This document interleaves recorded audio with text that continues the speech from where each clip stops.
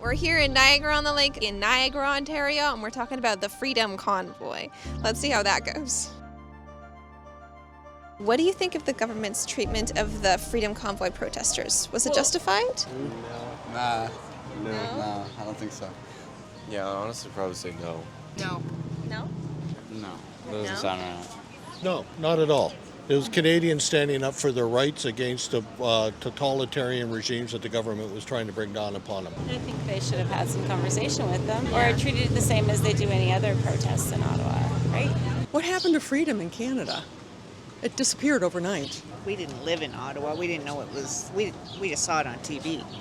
So I was, get them out of there. I would say no, for sure. Again, like as somebody who was there, all I saw was peacefulness. We were there in like the beginning of it, so people were handing out free food to others. We were supporting all the businesses in Ottawa. I get a lot of people had a problem with the noise, and I understand people who live there, but it was also, we were fighting for the freedom of people living in Canada. So we were trying to obviously make a difference. I don't think it's fair to prosecute people who come together and protest and exercise our right to protest as Canadian citizens. What do you think they should have done? Spoken to the people, heard them out, and then negotiated from there. Was he justified though in also freezing their bank accounts and arresting like some 200 of them? When it comes to something like a convoy where you're expressing an opinion or matters of opinion, I think that freezing people's bank accounts might be a little extreme. I don't think so. I think it was a little much. Oh, that's messed up. I don't think that's right at all. What do you think it says about our government that they wouldn't even talk to these protesters? They're a bunch of yellow-belly cowards. Liberals are nothing but a bunch of jerks. I'm not going to comment on that because it's not friendly on TV or whatever you're doing here. Yeah. That they're not paying attention to the needs of Canadian citizens. I think if there's that much of an uproar of people and you see that many people gathering, something needs to change.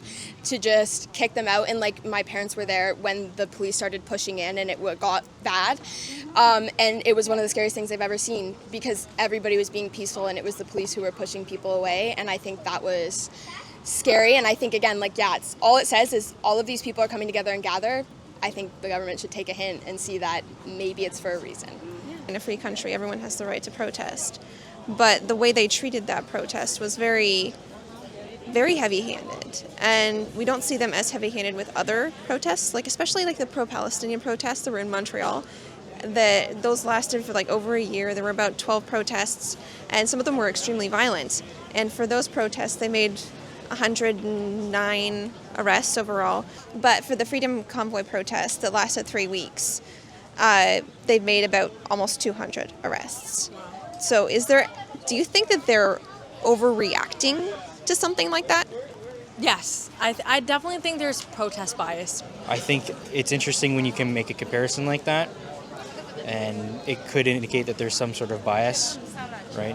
The woman who actually organized the event and got the funding for it has been fighting legal battles for 3 years now, and they're still making accusations and stuff like that. But she's actually facing 7 years in prison for organizing that event. It's merely just looking at 7 years, and it's absolutely, it's asinine. It makes us look like a laughingstock, and rightfully I think we deserve to be looked at as a laughingstock because we just voted them back in. So It doesn't sound proportionate. Yeah, I can imagine. I'm honestly not surprised whether that's a good or bad thing. I'll leave it up to you to, judge. But sadly, I'm not surprised. But I definitely do, recommend that a lot of young girls look up to women that stand up for things that they believe in. Yeah. They are obviously in the wrong. I mean, why would you destroy somebody's life over this unless you want control? So, as a visitor here in Canada, I go on my Facebook page and guess what I see in my scroll? Content not allowed in Canada, blocked.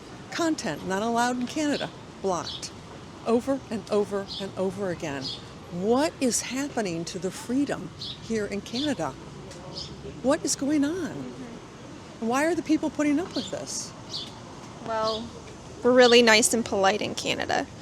And I see a lot of conservatives who don't want to speak up. We're so afraid now because it's happened for so long that we're afraid that we'll be discriminated against, we'll lose our jobs, and a lot of people actually have because they've spoken up against this. There's so many people that have had to move to the States because they spoke up against this.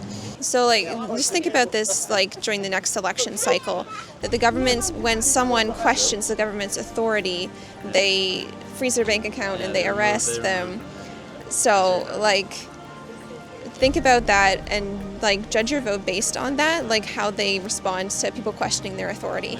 Right, that was really good to have some differing opinions there, and great to have the American side of it as well. Thanks for watching this video. If you liked it, please hit the like button down below, comment and subscribe. It really helps the channel out. Thanks.